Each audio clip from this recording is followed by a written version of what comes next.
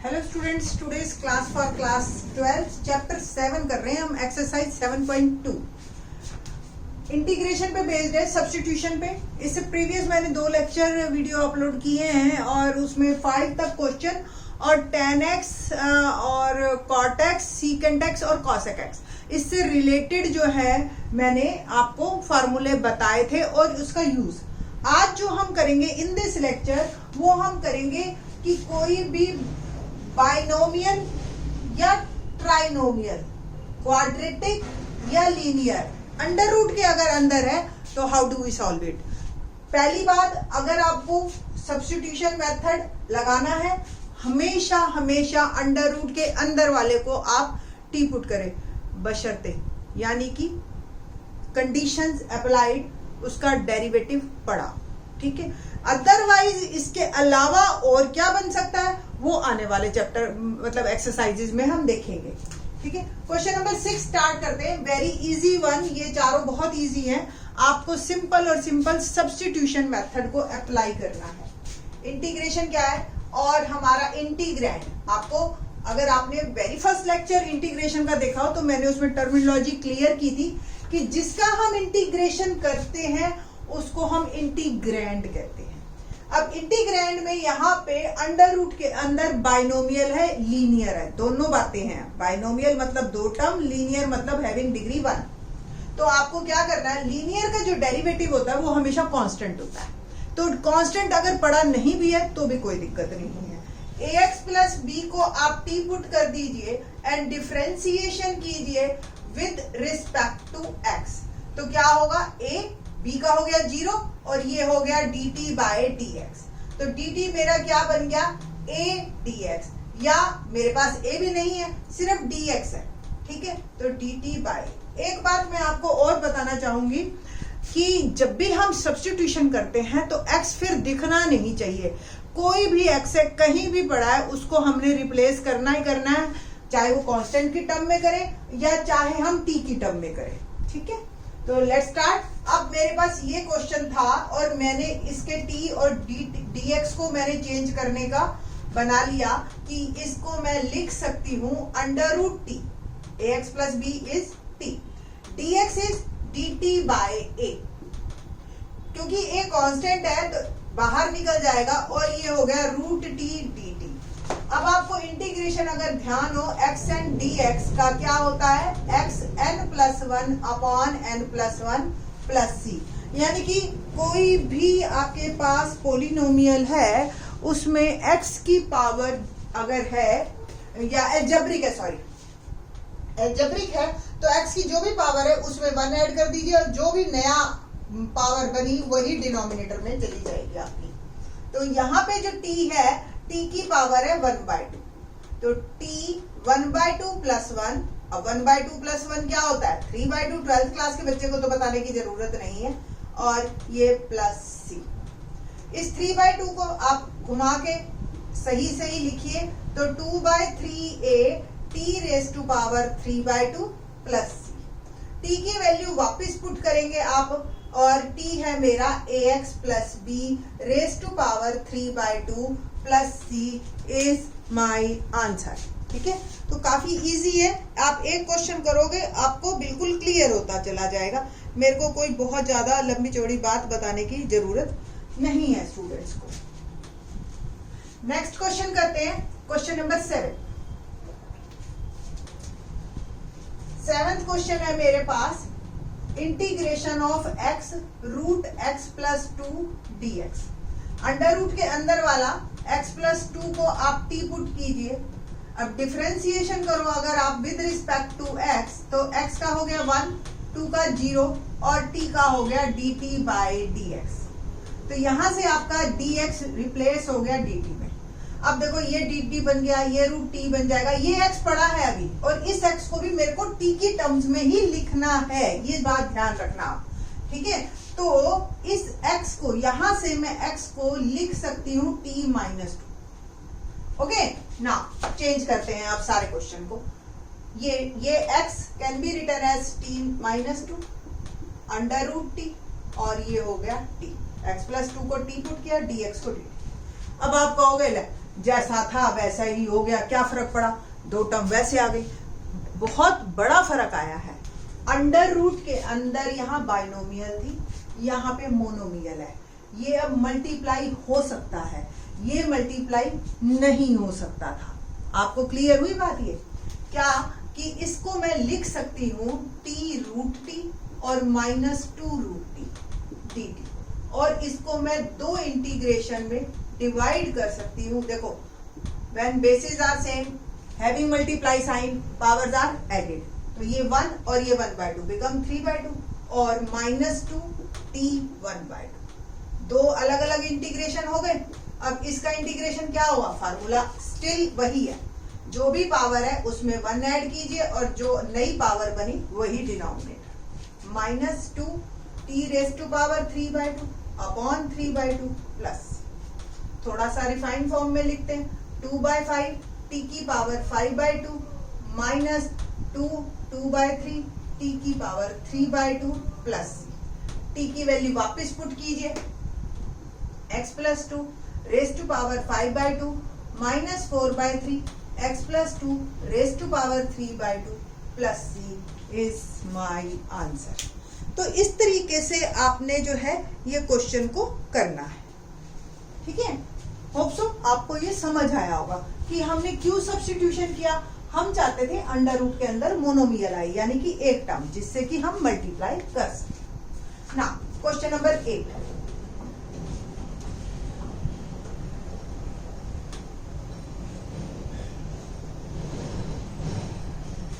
Same यहां पे अब देखो ये फर्क है, क्या है, अब आपके पास बाहर लीनियर है और अंदर क्वाड्रेटिक है।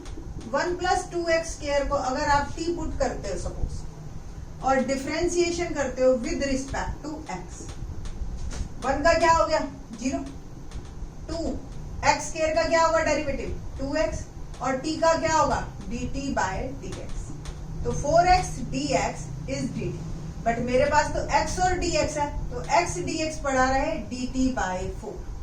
कुल मिला के मेरा क्वेश्चन कन्वर्ट हो गया, इसको मैंने लिखा t और x dx को मैंने लिखा dt/4।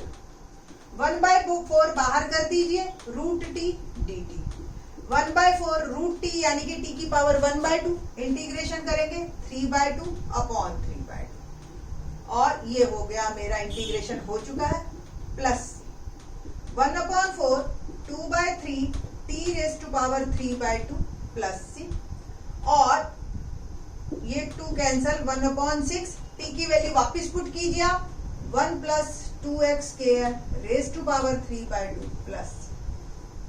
हाँ जी, देखिए है इजी, कोई दिक्कत नहीं है इसमें, सिंपल अंडर रूट के अंदर जो भी था मैंने उसको डाल दिया, और मेरे को ये तो एक पावर अगर मेरे को बाहर कम मिल जाती है ना, फिर तो कोई प्रॉब्लम ही नहीं है।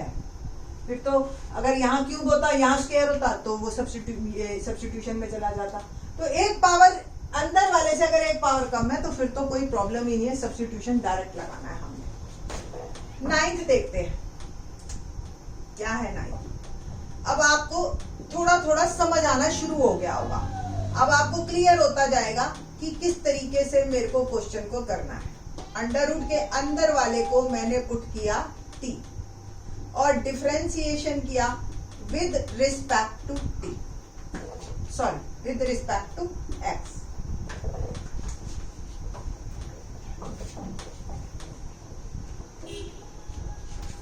नाउ x² का 2x, x का 1 और ये 0, और ये हो गया dt/dx। अब आप देखो यहाँ पे तो 2x + 1 दिखाई नहीं दे रहा, तो इसका 2 कॉमन ले लो, कोई दिक्कत नहीं है। यानी कि मेरा जो क्वेश्चन है 2 इसका कॉमन, यहाँ रह गया 2x + 1 √x² + x + 1 dx, और ये पोर्शन को आप इसके बाद लिखना, ठीक है। और अब हम सब्स्टिट्यूशन लगाएंगे, तो ये 2x + 1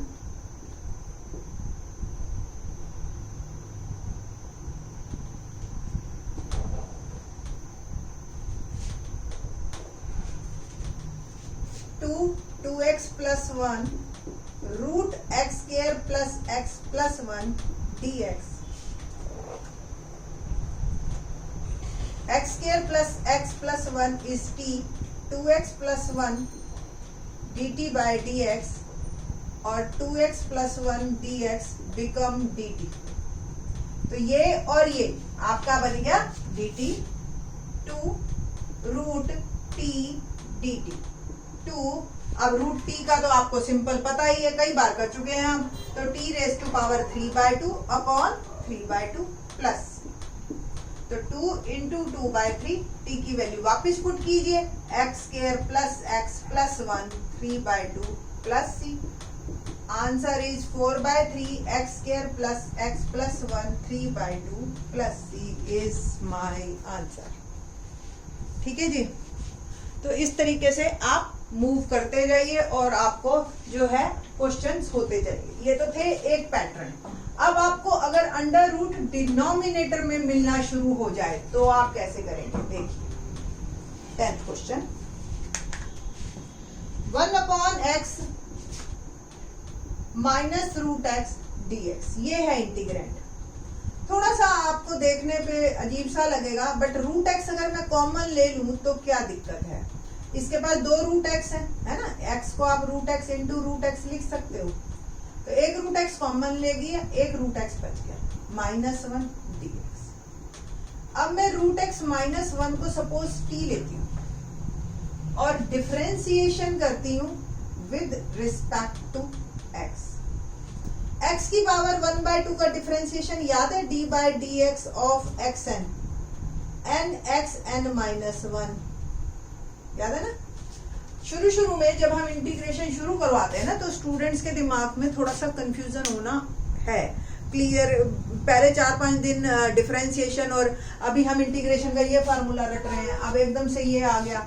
ठीक है, थोड़ा सा शुरू में 2-1 दिन में आपको आता है, फिर उसके बाद दिमाग में क्लियर हो जाता है, क्योंकि डिफरेंशिएशन और इंटीग्रेशन साइमल्टेनियसली ही चलेंगे आपके। ठीक है, इंटीग्रेशन मतलब है जोड़ना, डिफरेंशिएशन मतलब है तोड़ना। जब कोई चीज टूटेगी तभी दूसरी जुड़ेगी। ठीक है, तो ये जो सारी चीजें हैं ये साइमल्टेनियसली ही चलती हैं और आपको आगे डिफरेंशियल इक्वेशन है उसमें तो दोनों ही इकट्ठी आती हैं। ठीक है, तो आप मेक ए हैबिट, आप दिमाग में आपके सेट हो जाएगा, डोंट वरी। रूट एक्स का डिफरेंशिएशन यहाँ पे आया, एन इज हेयर 1/2, तो क्या बना 1/2 x 1/2 -1, है ना। तो 1/2 x 1/2 -1, 1 का 0 और इधर dt बाय dx। तो 1/2 रूट एक्स, या आप x की पावर लिखो -1/2, dt और dx भी इधर कर दिया मैंने। अब मैं 2 को उधर ले जाऊं, x की पावर -1/2 को आप 1/रूट x लिख सकते हो dx, और ये dt 2dt बन गया। अब आपको कुछ समझ आ रहा होगा। मेरे को इसमें सब्स्टिट्यूशन करना है, तो ये dx और ये रूट x, ये तो चला गया मेरा 2dt में, और ये आपका आ गया t। ठीक है जी, 2 बाहर कर दीजिए, इंटीग्रेशन बन गया dt बाय t, और ये 1/t किसका होता है, log t का, प्लस c। अब t की वैल्यू वापस पुट कीजिए आप, root x -1 plus c is my answer. ठीक है, तो इस तरीके से आपको जो है काफी इजी क्वेश्चन पढ़ेंगे। और एक और करवा देते हैं इसी लेक्चर में, 11th देखते हैं क्या है 11th क्वेश्चन। थोड़ी सी आपको प्रैक्टिस चाहिए, आप मेरे साथ एक एक करके क्वेश्चन करते ही जाइए, आप अगली बार आपको बिना मेरी हेल्प के ही क्वेश्चन होते चले जाएंगे। देखिए जी, मैंने आपको बताया था जब हम x को पुट करते हैं तो सारा x खत्म हो जाना चाहिए। ठीक है, तो यहाँ पे आप x + 4 को, ये तो मेरे को क्लियर है, अब इतने सारे क्वेश्चन कर लिए हैं मैंने, तो x + 4 को मैंने t पुट करना है। और differentiation with respect to x जब मैंने किया तो x का हो गया 1 और ये 4 का 0, तो ये हो गया dt बाय dx, यानी कि dt और dx बराबर। अब ये ऊपर का x मेरा एडजस्ट नहीं हुआ, इस x के लिए मैं यहां से x निकाल लेती हूँ, कोई प्रॉब्लम नहीं है, t - 4। ठीक है, तो t - 4 रूट t dt, ये मेरा क्वेश्चन अब बन गया in terms of t। Once again, क्या फायदा हुआ हमें इस चीज का, क्या जरूरत थी हमें इसकी, तो इसका ये फायदा है कि आपके पास फिर से अंडर रूट में मोनोमियल आ गई और आप इसको ऐसे लिख सकते है ना, अलग अलग करके। और जब अलग अलग हो गई तो फिर पावर भी सॉल्व हो जाएगी। देखो यहाँ पे इफ बेसिस आर सेम तो and having divide sign then by exponents last powers are subtracted. -4 बाहर, t raise to power -1/2 dt। ये आ गया आपके पास t की पावर 1/2 और ये आ गया t की पावर -1/2 dt। इसका इंटीग्रेशन करोगे क्या आएगा, 3/2 अपॉन 3/2 और इसका इंटीग्रेशन करोगे तो -1/2 प्लस 1, अल्टीमेटली आया 1/2 प्लस c। कुल मिला के मेरा बना 2/3 t रेज टू पावर 3/2 -4 और 2/1 ये बन जाएगा और t raise to power 1/2 plus c। और क्या बन गया 2/3, t की वैल्यू क्या आएगी x प्लस 4, 3/2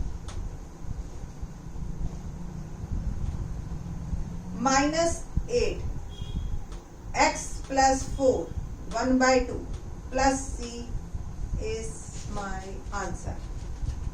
ठीक है जी, तो ये मेरा आंसर बन गया। तो 2/3 x plus 4 3/2 -8 x plus 4 1/2 plus c। तो यहां तक जो है हमारे क्वेश्चन 11 कंप्लीट होते हैं। 12th ऑनवर्ड्स हम इन द नेक्स्ट लेक्चर देखते हैं। होप सो यहाँ तक अगर आपको अच्छी तरह से समझ आ गए, मैं ये नहीं कह रही कि आपको जो है आप अगली बार अपने आप इंडिपेंडेंटली कर लोगे, अगला क्वेश्चन अपने आप ट्राई कर लोगे। आपको समझ आ गए हैं, आप इन्हीं क्वेश्चनों को एक बार प्रैक्टिस कीजिए और फिर 12th ऑनवर्ड्स देखते जाइए। विद इन 3-4 क्वेश्चंस आप लोग अगला क्वेश्चन करने में एबल हो जाओगे। थैंक्स।